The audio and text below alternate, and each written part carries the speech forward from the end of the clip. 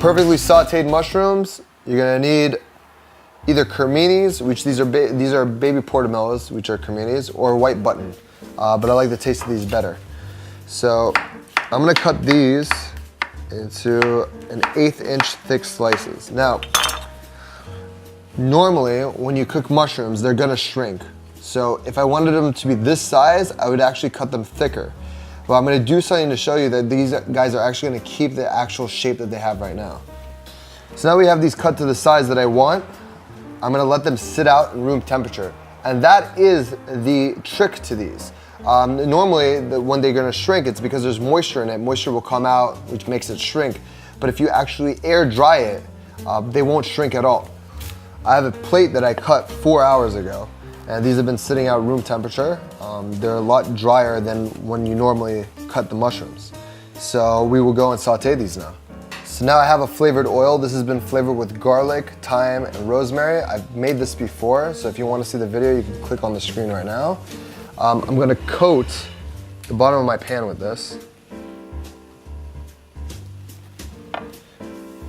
Now I have about 1 pound of mushrooms, and the amount of oil that I'm putting in here is 3 ounces.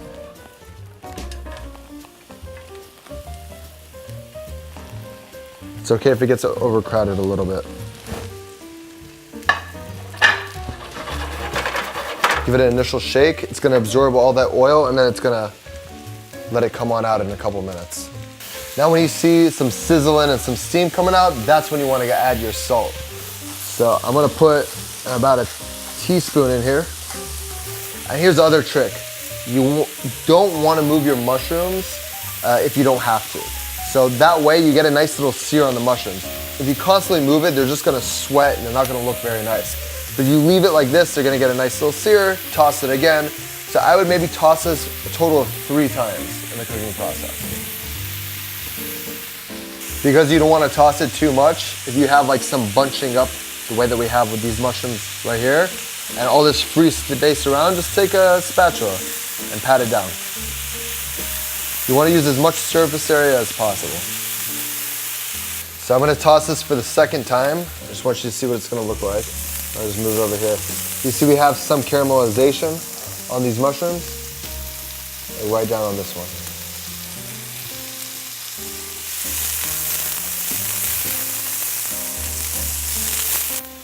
Beautiful, and these guys are just about ready to come on out.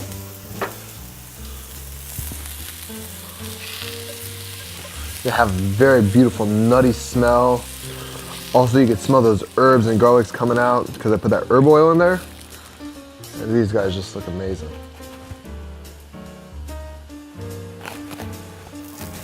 So yeah, those are my tricks on how to make the best sauteed mushrooms you ever have. So remember, 1, cut them thin, 2, let them dry out, and 3, don't move them a lot in the pan. I just want to show you one more thing, like I was saying before. You wanted to keep that sizing, we kept it pretty close. It's not gonna stay 100%, but it will keep its form for the most part.